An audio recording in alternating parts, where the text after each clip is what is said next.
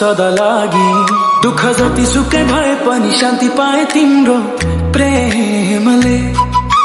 येशू